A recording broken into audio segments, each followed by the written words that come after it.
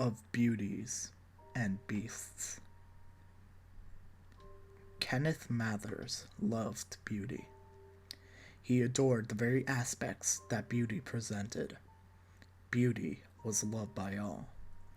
Beauty was welcomed in every gathering, celebrated by the people, and requested in all circles. Beauty was perfection, something that Kenneth valued and swore to protect with his life. Beauty was Kenneth's duty, a duty that he intended to carry out. However, the Beast had other ideas. The Beast had been stalking Beauty for years, right out in plain sight. Kenneth had tried to tell others about it, had tried to point out the Beast. We're getting ahead of ourselves, though, aren't we? Kenneth was in his mid-30s these days, and had been aware of the Beast and his evil, wicked attacks on Beauty since a young age. Perhaps it first showed itself to Kenneth when he was in 2nd or 3rd grade. Oddly enough, Beauty had entered his life around the same time as the Beast. Both were very close acquaintances. It was Kenneth's classmates that first made him aware of the Beast, for they saw him too. They pointed him out to Kenneth one day, explaining in small detail what the Beast looked like, and what his impact on the victims' lives caused. They whispered about the Beast around Kenneth from time to time. It was an ugly fiend, to be sure, something to avoid. That same year, Kenneth became aware of Beauty, and was quickly made aware that Beauty would always be hunted and terrorized by the Beast. As years went by, Kenneth was forced to stand witness as the Beast continued his attacks. Sometimes they were minor, just some annoyance or another intended to detract away from Beauty's ability to live and be happy. Other times, the Beast's attacks were direct and vicious, causing weeks of damage. Kenneth watched, day after day, week after week, year after year, as the Beast continued to rampage and wreak havoc of Beauty. Kenneth had tried many times to point out the Beast. He tried to tell his mother about it, to express the sheer terror that the Beast imposed on Beauty. His mother would always reply the same each time, that Kenneth was imagining all of these things, and that there was no Beast. Kenneth had photographs of it, of course, plenty of them. The Beast was pale. It had crooked teeth and matted hair. It looked so weak, so pitiful, yet it could cause nothing but pain and torture to poor Beauty. Kenneth truly hated that damned evil bastard. Yet, despite his best efforts, he could not defeat him. He tried to show his photos to others, but they pretended as though they could not see the Beast. They would chuckle and tell Kenneth that he was being ridiculous.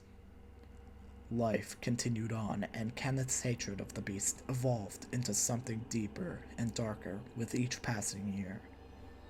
Beauty was becoming weaker, more distressed, begging Kenneth for help. Yet, no one seemed to come. Kenneth married the love of his life, hoping that she could dispel the influence of the Beast. For a while, that worked well. The Beast and his constant harassment of Beauty slowed for a time being. However, one day, as Kenneth was driving to work, he looked in his rearview mirror and caught sight of the Beast. It was there for just a second, but he knew when he saw it. It was out there, stalking yet again. A year later, and the Beast went back to his old tricks. Kenneth tried so hard to get his wife to see the Beast. He pointed it out, screamed at her to notice it, begged her to see what he saw almost every single day. She became distressed because she felt that his obsession with the beast was becoming dangerous. She tried to reassure him time and time again that there was no beast, yet Kenneth could not look away from it. As he grew older, it seemed to grow in power, attacking Beauty directly without mercy. Eventually, his wife left. She simply could not tolerate his obsession with the beast any longer. He saw it almost everywhere, and would often fly into a rage when no one else, including his wife, would acknowledge it. He hated the beast. He had a photograph of it that he took recently. He sat alone in his home studying it, falling deeper and deeper into his intense hatred of the monster. It was that very day that he decided to confront the beast once and for all, to end its evil games, and to rescue Beauty once and for all. He was in his own home, turning towards his bedroom when he caught sight of the beast. The bastard thing was right there, invading his most private of sanctuary. It was staring at him, daring him to make a move against it. However, the beast had made one fatal mistake. It had allowed itself to be cornered. Kenneth reached for the nearest weapon he could grab, a hammer, and advanced on the beast without fear. "I fucking hate you!" Kenneth screamed as he walked up to it. The beast refused to back down. It stood its ground, inviting Kenneth to do his worst. It was mocking him as always. "I hate everything about you. I hate your fucking crooked teeth. Why can't they be straight? Why can't they look like everyone else's? Normal people have straight fucking teeth." Kenneth attacked the beast with the hammer, smashing its teeth, watching its mouth bleed. It felt amazing. For so many years, Kenneth had wanted to go after this thing. This creature that lived only to destroy the innocent Beauty.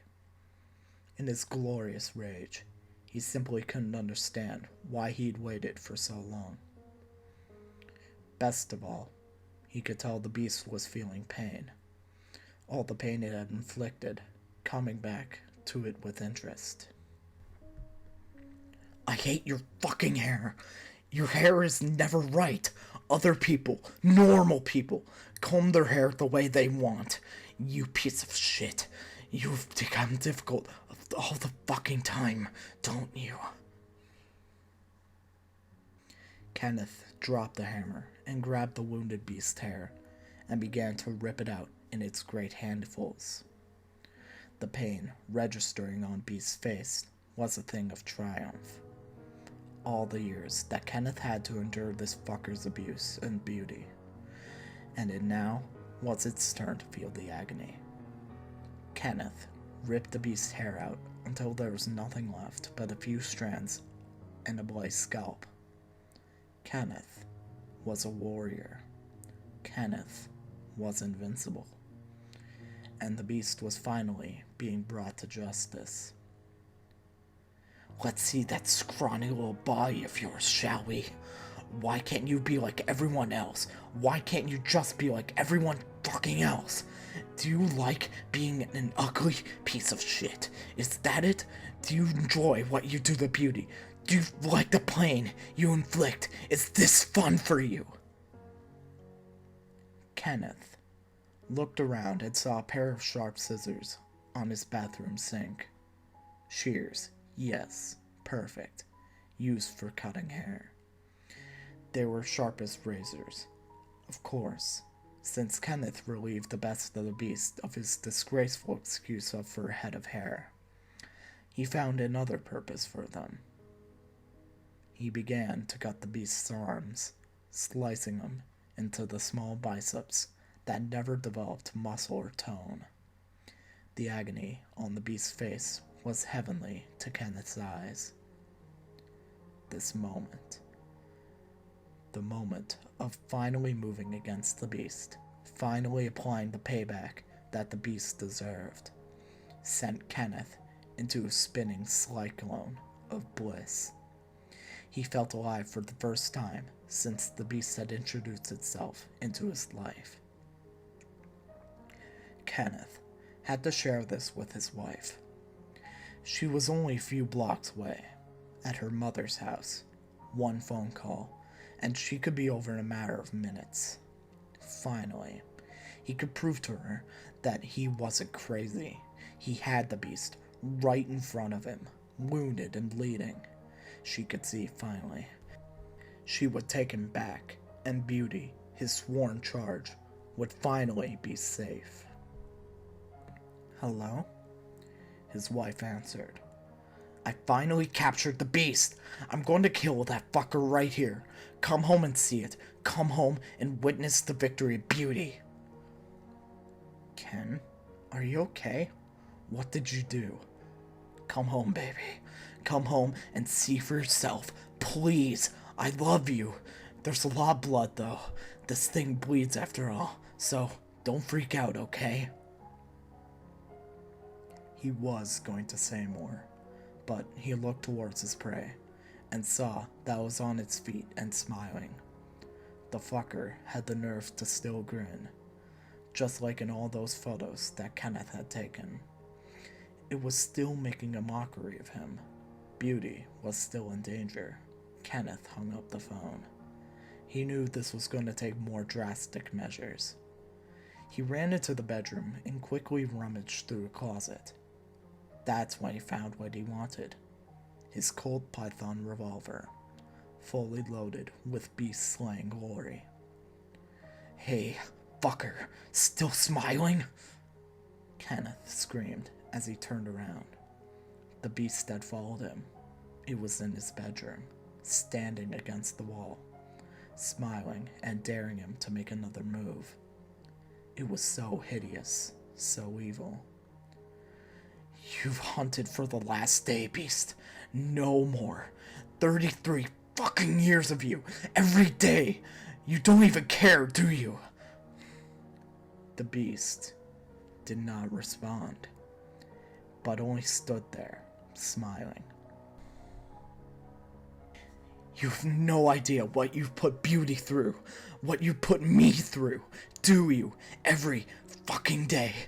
You're always there, reminding us how weak we are, reminding us that we can never be anybody fucking else. You don't care, do you? You don't give a damn. Well, enough is enough. You don't control me anymore." Kenneth aimed the gun at the beast's head and fired one shot. He was too close to miss, and the beast was no more. Sharon Mathers arrived to the house with 2 police officers 20 minutes later. She had become concerned that her husband was unstable, based on the comments he had made on that last phone call. She didn't know what he intended to do, but she didn't want to confront him alone. The police entered first with their pistols drawn. They were in the house for about 15 minutes when they came out and beckoned Sharon to enter. They seemed pale. Kenneth Mathers was lying on his bedroom floor, in front of a full-length mirror. Apparently, the victim of suicide by a self-inflicted gunshot wound. He had mutilated himself quite badly as well. The beast lives within us all. It stalks our sense of beauty without mercy. It thrives on our own pain and self-hatred. Some of us learn how to combat the beast. Others learn to ignore it. For a very select few of us, it never really appears as much of a threat. For some, though, it's a constant presence. A true beast to which there's no means to hide or escape.